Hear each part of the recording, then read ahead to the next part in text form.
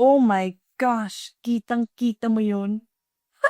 Ang ganda! Ang sarap! Perfect! Kumakaway na naman Charlene Gumpalascona at welcome sa Lasa Kitchen Year 4. At gagawa tayo ng meatloaf. Hindi ito yung dedelatang meatloaf, ito yung American style meatloaf. So madali lang to, ginagawa ko to kapag may saktong may ground beef lang sa bahay. At yun, yung mix-mix ko lang, salpak sa air fryer or sa oven. Tapos yun, may ulam ka na. Okay, start na tayo. Meron tayo 1 kilo ground beef dito at ilalagay lang natin yung mga ingredients natin. Tulad ng minced garlic, minced onion, minced celery, as in isang tangkay lang ng celery. Paminsan kapag walang celery, okay lang yan. At 1 large carrots na grate to or pwede nyo i-food processor. Pero ito, grenade namin, tapos chinop-chop into pieces. Ilagay na rin natin yung breadcrumbs natin, tas asin, ground pepper, soy sauce, saka 2 eggs. Yan na yung meatloaf natin, halu-haluin na lang natin, gamitin natin ng ating kamay. Tapos, kapag well combined na yan, ilalagay na natin sa ating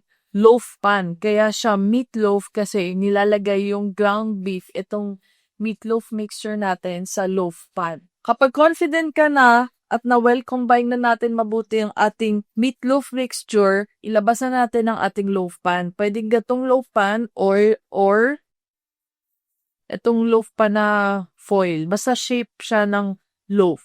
So, portion by portion, ilalagay na natin meatloaf mixture natin sa loaf pan natin. Dahil, kapag nilagay mo silpa ko ng ganon, baka may air sa loob. Kaya gusto ko portion by portion ang paglagay. Ayan. Gets. Ngayon, parang since na parang embutido na yung concept nito, pwede ka maglagay ng itlog sa hard-boiled egg sa loob or cheese, pang stuff lang, saktong pang stuff. Ayan o. Pine-press down ko lang. Dahil perfectionist tayo, so smooth lang natin yung top portion niya ng hugis loaf, meatloaf. Whatever. Nakapaghugas na ako ng kamay at maglalagay na tayo ng ketchup sugar mixture sa top ng ating meatloaf. So, kailangan lang natin ng ketchup saka ng brown sugar.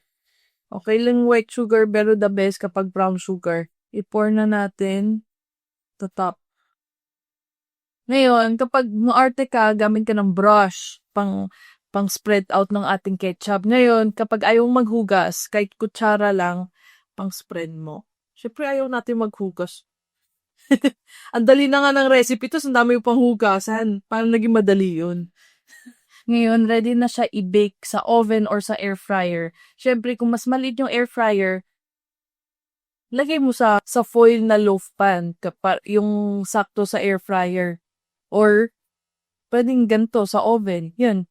I-bake lang natin, tapos taste test na tayo. At tapusan natin i-bake ang ating meatloaf at na-cool down na siya na ish. Ayan o, mag-shrink down yung ating meatloaf dahil yan sa fat.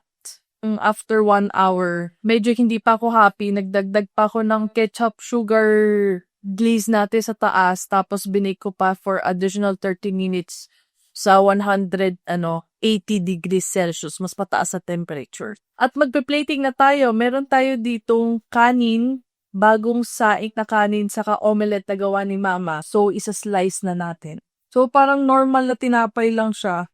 Sa normal na meatloaf ang pag-serving niya. Iangat mo lang ng ganyan. Oh my gosh! Kitang-kita mo yun.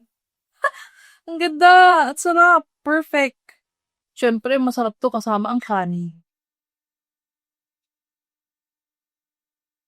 Chop! Chop! Solid! May nakasilip dito, oh. Gusto mo din ng meatloaf? Ha? Gusto mo din ng meatloaf, Rusty? Thank you sa panonood. Bye-bye!